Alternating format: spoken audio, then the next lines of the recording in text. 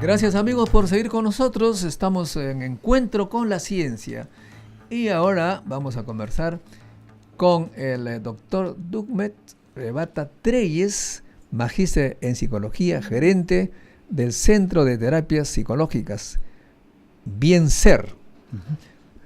Doctor Rebata, usted se dedica un poquito a la psicología social, bastante a la psicología social, que es un tema que es poco abordado. Y bueno, he escuchado en varias oportunidades, hemos escuchado todos que Perú, la sociedad peruana está enferma, hay una enfermedad social, es decir, una especie de cáncer, cáncer psicológico, si cabe la palabra, que todos están un poquito afectados por un comportamiento que ha sido inducido por una sociedad, por las leyes, por las políticas, los gobiernos, la educación, etcétera, etcétera, etcétera. Y finalmente, para salir de este problema tendríamos que hacer una gran revolución en estos aspectos.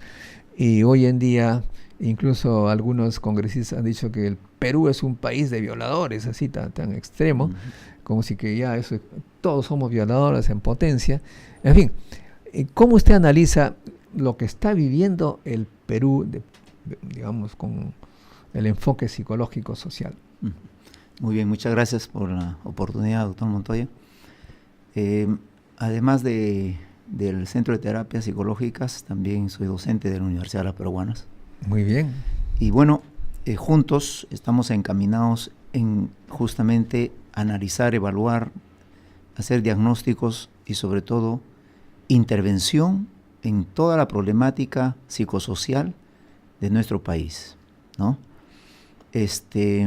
Entonces, esta suerte de mezcla de situaciones controversiales relacionados a poner en riesgo la salud, ¿no? La salud biopsicosocial, ¿no? De nuestra población. Entonces, cuando hablamos nosotros del enfoque psicosocial o del estado de salud social, que es en el cual estamos ahora en esa mezcla de situaciones controversiales, de discusión, de problemática, que inclusive uno de los grandes factores que conducen a los grandes problemas de riesgo social en el país, justamente está ligado a los medios de comunicación de masas, ¿no? Con una serie de comunicaciones inadecuadas que tienen que ver con la estructura, ¿no es cierto?, biopsicosocial del individuo, la estructuración sana. Por ejemplo, la salud tiene 3 estados de salud realmente, pero ¿en cuántos estados de salud nos preocupamos realmente, ¿no es cierto?, para prevenirla, para recuperarla? Básicamente estamos inmersos en el estado de salud biológica, corporal, física, ¿no? Tenemos grandes hospitales, una inversión de mucho dinero, ¿no es cierto?, para la recuperación sobre todo, pero para la prevención, por ejemplo, no hay mayor inversión. El Estado no está generando esa suerte de ayuda, de apoyo, ¿no es cierto?, porque la prevención haría posible que disminuya gran porcentaje de los valores epidemiológicos acerca de la morbilidad de todo lo que ocurre a nivel biológico. A nivel psicológico, emocional, mental es lo mismo. El estado de salud biológico, psicológico, emocional, mental es también otro estado de salud que tenemos que darle gran importancia, pero no le estamos dando esa importancia que merece. Y el estado de salud social también no se le da, menos todavía. Por eso es que surgen programas sin control, programas informativos sin control, ¿no? Y lo que justamente en la anterior situación que se había visto, se toma en cuenta que, por ejemplo, hay programas que en lugar de generar cultura, educación en la población, más bien generan incultura y más bien una mala educación. Entonces, todas esas situaciones están generando un riesgo, un alto riesgo para la salud social de la población. Sin embargo, tenemos ahí la responsabilidad del sistema educativo que nos afecta a todos, ¿cierto? Tiene que hacer, me parece, algo para contrarrestar esa agresión de los medios de comunicación irresponsables. Por supuesto, pero todo empieza desde la norma. Nuestro Estado, a raíz de las normas y leyes, no está regulando realmente, digamos, y controlando, ¿no?, qué es lo que se emite a través de un programa de comunicación social.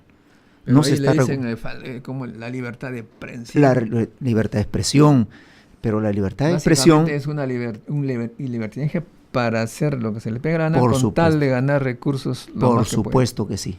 Y eso es una evidencia. Pero es muy, muy difícil irse contra ese principio porque la prensa es poderosa. ¿Qué podemos hacer si un diario X, sin nombrar, ¿no es cierto?, a nadie, tiene más o menos 5 millones de ejemplares vendidos al día?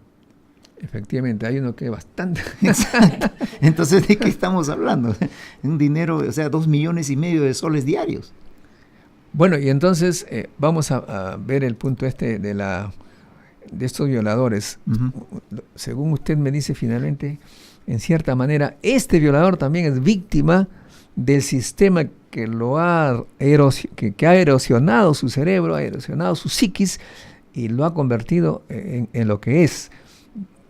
Totalmente. Fíjese que hay una situación muy cercana entre víctima y victimario, y viceversa. O sea, el victimario puede convertirse en víctima y la víctima puede convertirse en victimario. Y eso está pasando, por ejemplo, con casi el 80% de casos de violadores. El 80% de casos de violadores, el violador previamente, antes de, ha sido violado, ha sido abusado sexualmente. Y no solamente abusado sexualmente, sino también abusado... que es un círculo vicioso. Exacto, sino abusado de todos los tipos de abuso. Abuso psicológico, abuso físico, abuso sexual, abuso por abandono, ¿no? Entonces,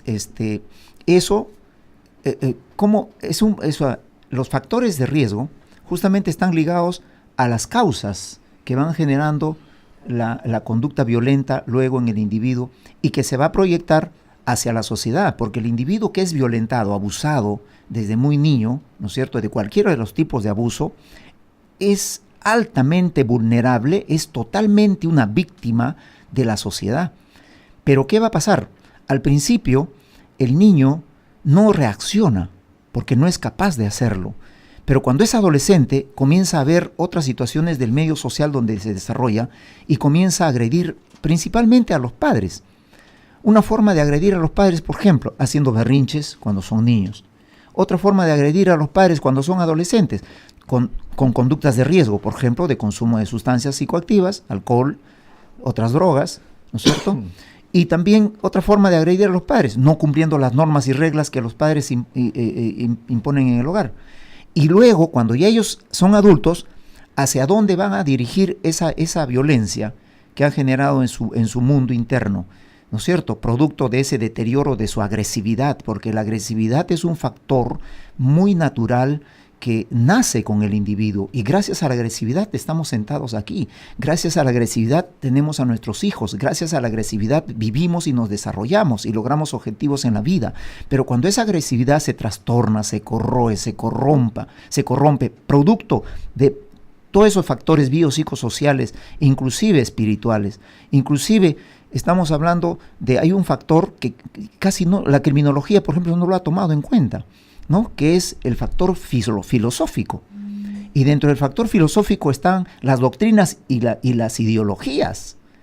Y además de las ideologías está también los principios axiológicos, la ética, la moral, la deontología, ¿no es cierto?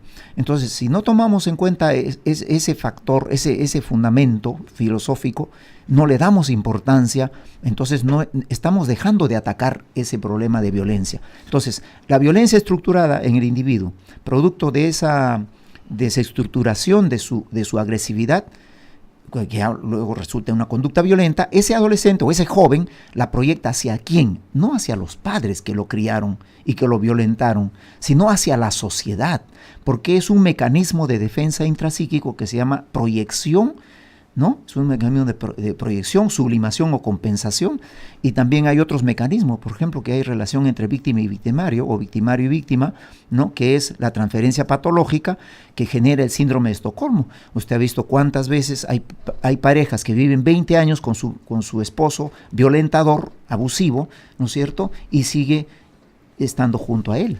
¿No? Por ahí viene también el término de masoquismo, sadomasoquismo. Hay gente que le gusta que le hagan sufrir y hacer sufrir. Exacto. Amigos, si tienen alguna opinión al respecto, llamar al 421-2893. 421-2893. Precisamente tenemos una llamada, por favor. Fuerte, nombre y lugar de donde llama. Buenos días, Juan de la Molina. Lo que dice el especialista tiene mucha razón. El gobierno debería de tener una política de prevención, pero resulta en la práctica que hace 35 a 45 años aproximadamente, a partir del primer gobierno del señor Alan García Pérez, que la política educativa es en desgrado de la sociedad peruana. Entonces, lo que tenemos ahora, estos violadores son producto de esta sociedad enferma que le han quitado valores. Le han quitado a la educación, por decirle, esa educación técnica que los muchachos tenían una ocupación cuando salían del colegio, salían con un grado de capacitación técnica, electricistas o una serie de profesiones que le podía permitir tener su espacio para su proyección como persona humana. Entonces, a raíz de estos gobiernos de 35 años hay una degradación en la educación. Esta sociedad es producto de ello.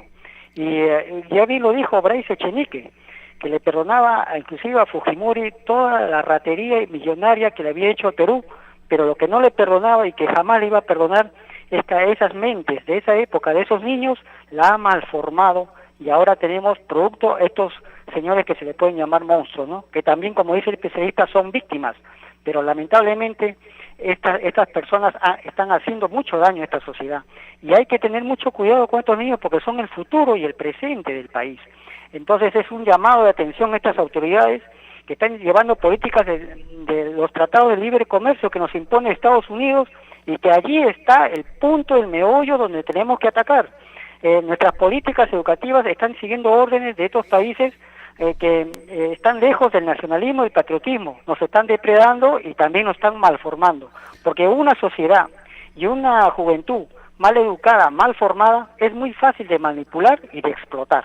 Muchas gracias. Muchas gracias. Bueno, es interesantísimo pues que parte de nuestra educación es básicamente no crítica, o sea, nos enseñan, yo me acuerdo en la primaria, me acuerdo que el profesor copiaba de un libro a la pizarra con la tiza esa que hacía, me acuerdo, a mí me suenan los oídos.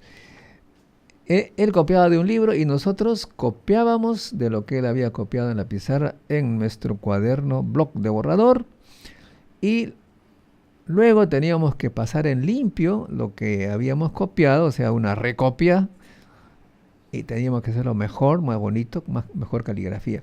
O sea que hemos sido educados como copiadores de todo lo que hay, de todo lo que vemos, copiamos y copiamos. Entonces nuestra conducta es poco crítica. Por esa razón creo yo, cuando vemos la televisión basura, pues creemos que esa es la verdad, esa es la guía que nos debe orientar. ¿Usted cómo lo ve? Por supuesto que sí, definitivamente el modelo hay una estrategia, ¿no? Exacto, hay una estrategia educativa para el proceso de enseñanza-aprendizaje que es el modelo, ¿no es cierto? Entonces, nosotros copiamos, modelamos las conductas, los comportamientos de nuestros profesores, ¿no es cierto?, de nuestros padres principalmente, que luego la escuela pasa a ser un factor muy importante de socialización y además de reforzamiento de las conductas ya aprendidas en la casa. Entonces, el primer factor que desarrolla, ¿no es cierto?, la conducta, el comportamiento y la mente del ser humano es la familia. Familias, por ejemplo, disfuncionales, familias con graves problemas de principios y valores éticos y morales, definitivamente van a construir una sociedad sin valores y sin ética. Muy entonces, bien. Hay otra llamada, a ver qué nos complementa. Nombre y lugar donde llama.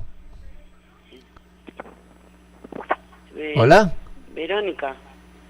Ya, un poquito más fuerte, a ver. Sí, Verónica del Callao. Ok, gracias. ¿Cuál es su opinión? Bueno, me parece bien que estén hablando de esas cosas, pero lo que no están viendo son los hábitos que tienen las personas también, que toman trago.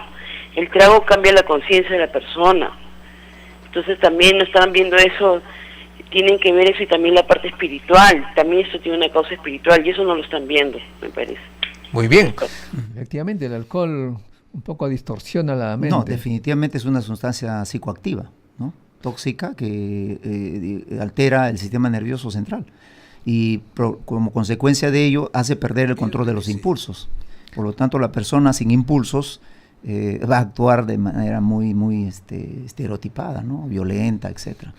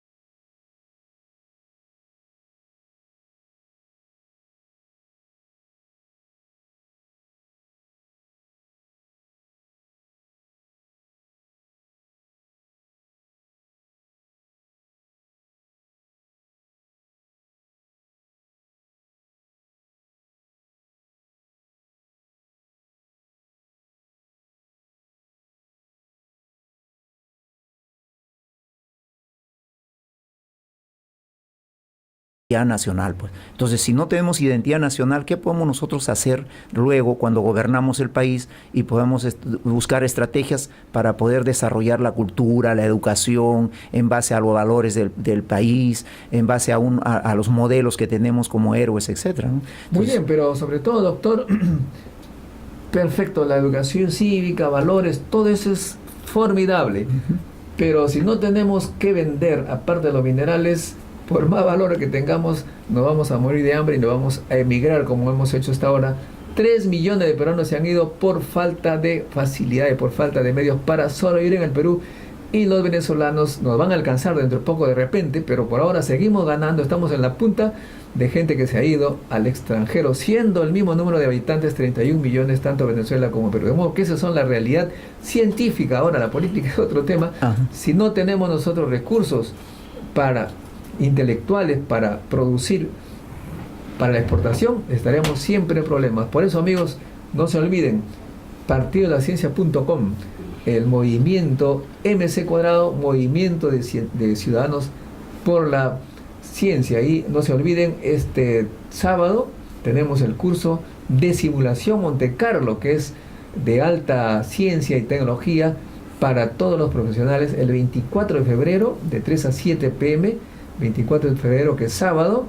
Ustedes pueden obtener la información en www.cienciaperú.org, cienciaperú.org, un curso que sirve para todos los profesionales. Amigos, hasta un próximo encuentro con la ciencia. Bueno, y muchas gracias, doctor, por estar con nosotros. Muchas gracias, doctor Modé. Estamos para atender cualquier llamado, así es que a disposición también en cualquier tema que sea de interés para nuestra población y sobre todo justamente de ciencia y tecnología. Gracias, amigos. Gracias. Hasta un próximo encuentro con la ciencia. Foto.